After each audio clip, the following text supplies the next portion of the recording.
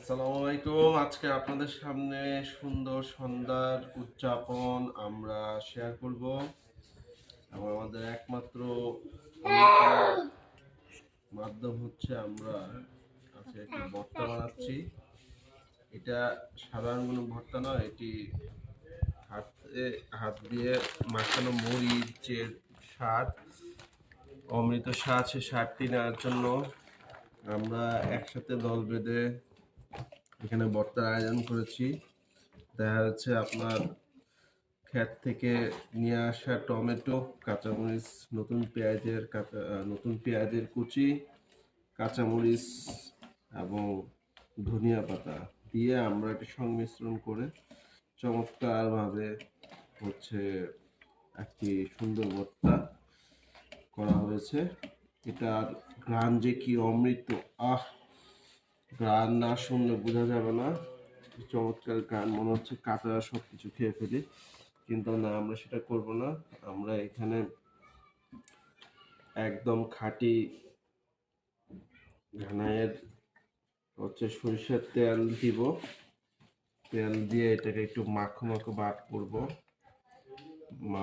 করে এটাকে আরেকটু লোভনীয় করব। সেই সাথে আমরা গ্রামের যে গ্রামের যে লোকাল যে বেকারিগুলোর তৈরি চানাচুর, সেই চানাচুরের আর নিব।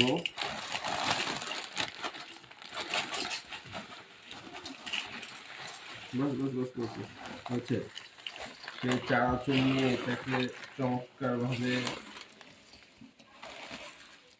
এই পেঁয়াজ মাখার সাথে মাখানো হবে। মাখিয়ে আমরা এখানে মুড়ি দিব। মুড়ি দিয়ে এটা চমৎকারভাবে একটি ঝালমুড়ি বা হচ্ছে মুড়ি মাখানো তৈরি করা হবে।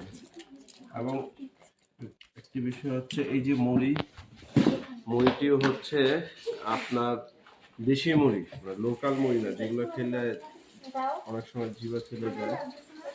এটা লোকাল মুড়ি নয়, একদম দেশি খই বলে আর কি। সেটা আমরা মাখিয়ে চমৎকার ঘ্রাণ ধরে হচ্ছে সরিষার তেল, নতুন পেঁয়াজ এবং হচ্ছে কাঁচামরিচ, ধনিয়া পাতার মিশ্রণের মাধ্যমে এই মুড়িটি আপনি জীবনে অনেক কিছু খেয়ে থাকতে পারেন, কিন্তু এই মুড়ি হচ্ছে যে